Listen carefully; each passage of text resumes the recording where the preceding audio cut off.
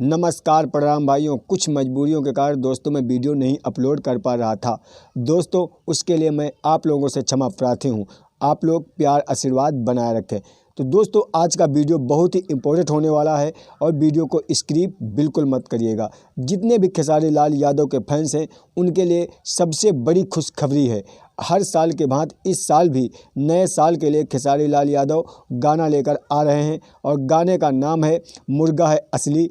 गाने में खेसारी लाल यादव और करिश्मा कक्कर की मधुर आवाज़ सुनने को मिलेगी।